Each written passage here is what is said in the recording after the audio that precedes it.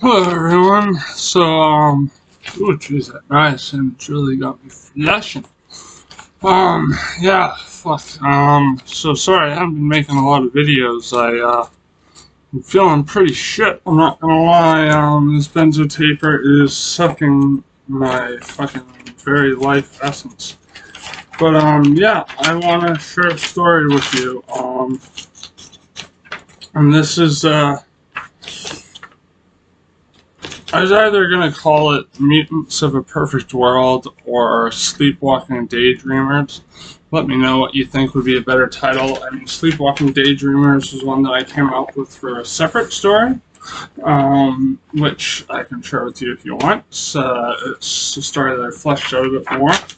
But this one I still think this is, I think, my first foray into trying to create this new genre of nihilistic cosmic horror, where, at the end everyone's just kind of fucked. But regardless, that doesn't invalidate everything that happens leading up to it, because it's meant to be sort of a commentary on how we're probably going to reach a critical point in which we self-destruct anyways.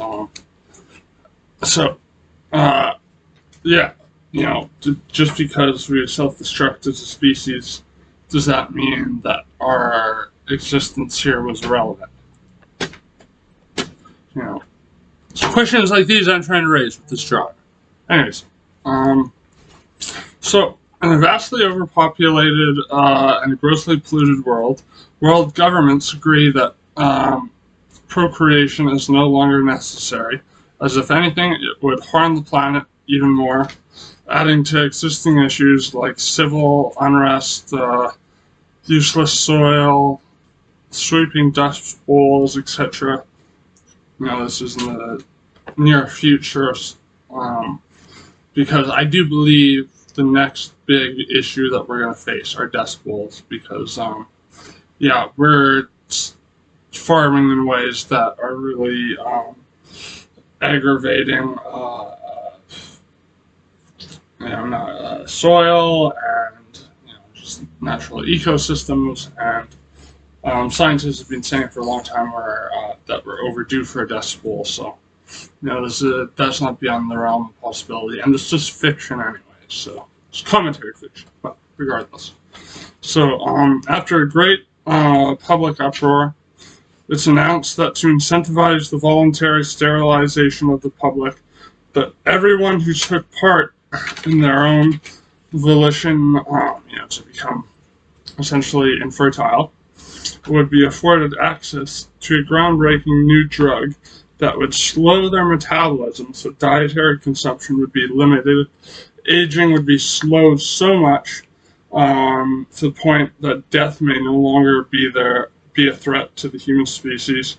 Immune systems and the central nervous systems become fortified and would shield most participants from virtually any ailment and suspend them in a youthful state of balanced contentment.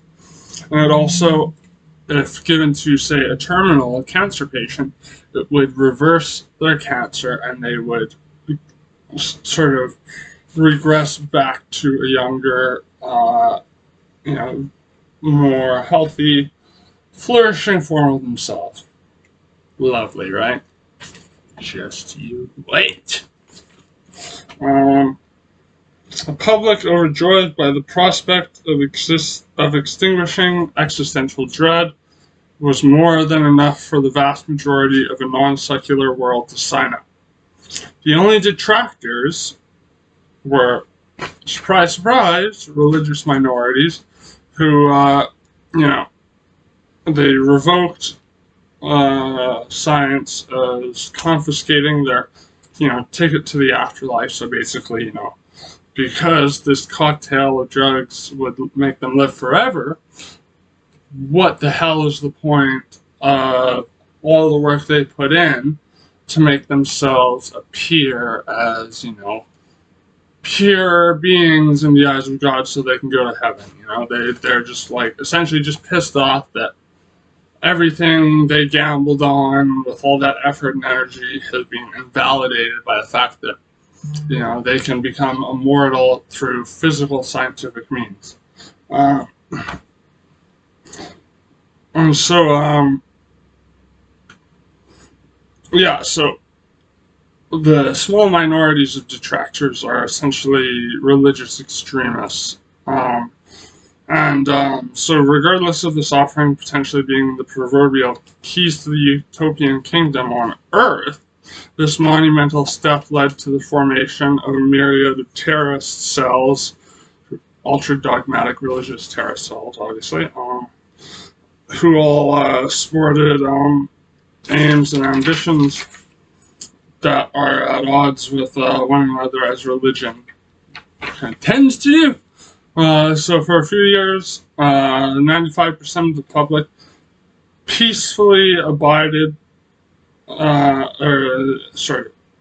ingested this cocktail of drugs and abided the policies. And they did this daily, they had to take this cocktail of drugs daily and managed to live in this sublime state of youthful bliss. A lot of this comes from sort of my own experiences growing up and being able to take just about fucking anything I wanted. And then they put me on methadone, I got hooked on methadone, and then realized, hey, I can't really stray far from this without fucking my body going into horrible withdrawal. And, now that I'm addicted to benzos, I can't go without those without fucking dying, potentially dying, having a seizure, dying. So, that's kind of the inspiration behind this. And so, everything was, going fine until these extremist religious factions started sabotaging stockpiles of the drugs, which created shortages. And as I said, it's a cocktail of drugs that you have to take.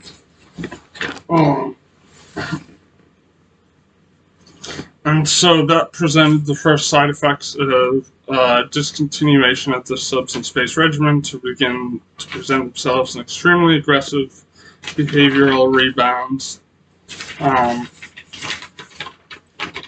where all the emotional traits that were being suppressed by this stultifying remedy, looting, riots, and general public outrage ensues, and the media doesn't help, as happens in real life. Stoking the flames, People keep coming back to watching the news because the news keeps them scared, and the news says, provides them with just enough information to seek more. So it's kind of like a drug in itself. And so it's no different here. They're fanning the flames, essentially, for their own purposes. And the media, they portray these terminally ill patients whose lives were formerly recaptured, and grotesquely affected patients whose tumors or diseases had relapsed with a great amplified ferocity. So basically, as you start missing parts of this cocktail, the effects that it had, where it reversed these issues, would splash back on them even harder. And so, the issues they had before are now amplified greatly. And, mind you, at this point, this is only shortages are happening, so they're still able to take parts of the cocktail. But with certain components missing, they are, say, rapidly balding again, or in more extreme cases, let's see, a disease like HIV, immediately comes back, wrecks their immune system, takes over their body. And so this, is presented through a series of unsettling images through the media, of course, of people with gravely infected and vastly metastasized illnesses. Quickly, war breaks out between governments and the public, with the religious fundamentalists just kind of on the sidelines, continuing to sabotage supplies and keep this issue going, while the public and the government just point fingers at each other and, capitalize on their respective outrage by, say, just causing complete anarchy, taking what they want, fucking, because think about it. You made a deal where you fucking sterilized yourself. Now you're sterilized, and the immortality, the cure for your ailments that you were once afforded is now just swept out from under you because of some religious nuts. Now this reflects on my own life, and that, like benzos, for example. Even if you're not addicted to benzos, if you take them a couple days a week and then stop, you'll get rebound. So whatever it was treating will come back even harder.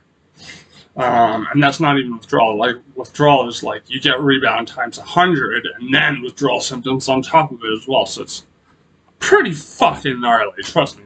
It's been torture these last few months, and especially the last week. It's just been another drop in my taper. And I'm dreading just how bad it's going to get, considering that I basically right now feel worse than I ever have. Anyways, so quickly war breaks out between the government and the public. And so most people end up surviving through dangerous days, into fucking fiery nights, with anarchy. People are just lighting shit on fire, and they're trying to find shelter, as well as sources of contraband versions of the drugs they were once afforded by the government. So, inspiration for this comes from how a lot of people who are addicts are people who, were told by a doctor this is safe to take, and, you're doing it under doctor's supervision, so all good. But they were ill-informed, and they became addicted to something, i.e., why I'm on methadone. I'm sure many of you have similar stories. As with any illegal manufacturing of a prohibited substance shows, the addicts are now faced with faulty effects, which range from, less pure renditions, not bestowing them with a percentage of, say, like if they had like terrible anxiety, generalized anxiety beforehand, now, and then they were afforded courage by this cocktail, as well as, the whole, near immortality and immunity to disease and stuff like that. They're no longer experiencing that because they're fucking hella anxious, and that anxiety, when they're surrounded by this aggression, riots and anarchy going on, it's that energy ends up sort of tying back into why we have anxiety and stress, which is the evolutionary function. And so but they end up channeling that energy towards violence. And so, the aging, people start rapidly aging, say if they were like 80, 90 and they took these drugs and became young again, immunity weakens, and diseases start to spread, and since these people are in a state of perpetual rebound, the diseases are a lot worse than they would regularly be. And this is also partially inspired by the fact that I am immunocompromised and I have very extreme reactions to getting, illnesses, say an influenza like the flu, that for most people wouldn't be that bad, but for me, will mean that, I am not getting out of bed for a fucking week. I mean, the flu shot gave me the flu for 4 days. So that gives you an idea of how bad my immune system is. And so, to forge clientele, by those who are providing these illicit services, people want to reverse these deformities, aging effects. you know, they start essentially lacing these drugs with addictive stuff like fentanyl or benzodiazepines. So if they don't come back with their crippled immune system, central nervous system, they are going to immediately be experiencing intense withdrawals, physical addiction, and so they have to come back. And this apparent loss of unwavering immortality urges many disaffected members of the public to break international law by trying to procreate again, despite being warned sternly that such activities could result in horridly warped and unnatural offspring.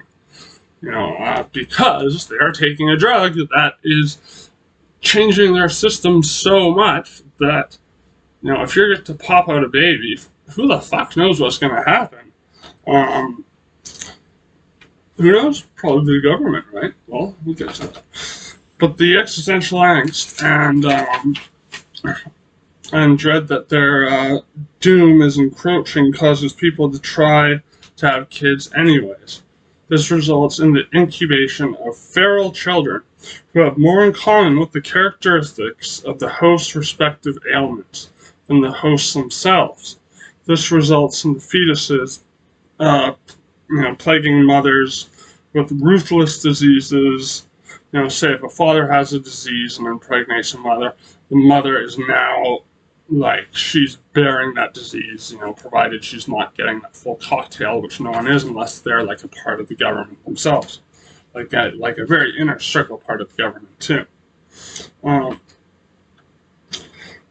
And so, this people start to become malformed, and in some cases, these fetuses end up just boring their way out of the womb like feral parasitic animals, just eating their way out of their mother's stomach, like savage nature. Feral parasitic animals with savage. Can't read my handwriting sometimes. Sorry, but savage behavior. Anyways, this results in personifications of malignant illnesses. So basically, the children that are born are personifications of these diseases more than they are humans. So imagine if cancer cells were the size of a child and, could kind of run around like a fucking wolf or jump around and fucking jump on you and bite you and shit like that. That's what's going on. And this results in personifications of malignant illnesses, as I said. Assuming human form, so they appear like human babies, but you take a closer look and you realize, oh wow, they're all like elephant man, like fucking levels of massive malignant tumors. I think the elephant man's tumor or his malformed growths were benign, but these are not. At this juncture, the government has been crippled in places of high authority, and only those police and military personnel, reservists, what have you, i.e. those who have the guns, basically, because, after the cocktail drug was rolled out and, there was that brief period of utopia, the world, in a consensus sort of act, that morality was a thing of the past, mostly volunteered to shed their personal defense or hunting firearms, as the state seemed to grant those under the spell of this wonder drug cocktail to actually stop eating meat in large numbers, as they all seem to have a renewed sense of appreciation for the longevity of earthly creatures. Because they saw, through the eyes of, if you can even imagine this, if you didn't have to worry about death, illness, or anything like that, imagine seeing a deer and thinking, oh wow, that thing's gonna die, like, or a cow, that thing's gonna die, so I can eat it, but my metabolism slowed so much that I just need to take supplements to survive. Why would I take the life and torture this thing in the process for the purpose of mass meat production? So, that's all shut down. Meat farming was shut down before this crisis happened. And so, the modern anthropocentrism starts to fade away as, this cocktail of drugs, it afforded people sort of almost a childlike mindset, where it's almost like a return to nature. And so they saw these practices of meat farming and whatnot as undesirable, and thus practicable species for culling, processing, and consuming is just not something necessary anymore. So this is going to come back to haunt them now, because there's nothing to eat, and so, deviating, back to the years where the drug supplies were professionally manufactured and in steady flow, users and residents even stopped eating plants too, because they even appreciated the life of plants as well. And, as I said, all they needed was supplements to sustain themselves. So, like, vitamins, like lab-grown, like small amounts of meat and stuff like that. So meat farming, agriculture, all of that shut down. Because no one needs to worry about making money, no one needs to worry about eating, all that stuff. So when the collapse happens and anarchy breaks out and all these people suddenly have an appetite again, it's kind of like Cormac McCarthy's The Road. And please don't think about the movie when I say that, because the movie is nowhere near as bleak as the book, and the movie is fucking bleak, but the book, if you've read Cormac McCarthy before, that his stuff is already, like, pretty dark. Blood Meridian was the first book I read by him, and that book had a profound impact on me. But it was really hard to read. A lot of very disgusting murder for money, because it's falling around, something that is based on a historical precedent, which was that the Mexican government used to pay bounty hunters to go and kill natives, but as proof that they were killing natives, they would have to bring a scalp back with them. And so the main crew who you follow in Blood Meridian, which has, like, seriously the freakiest villain I think I've encountered in a story, which is saying something, is I love a good villain. I love me a good villain in the story, or a good adversary. This guy, he's part of their crew, and he's called the Judge. He's like 8 feet tall or some shit, and he's completely hairless from head to toe, and he's just an albino, and he'll fight naked except for his holster and his cowboy boots, and he's like this awful pedophile. Just like, I saw him as kind of like a manifestation of the group's collective evil. Fuck, I gotta take this here. I'll make a part 2, okay? Hold that thought.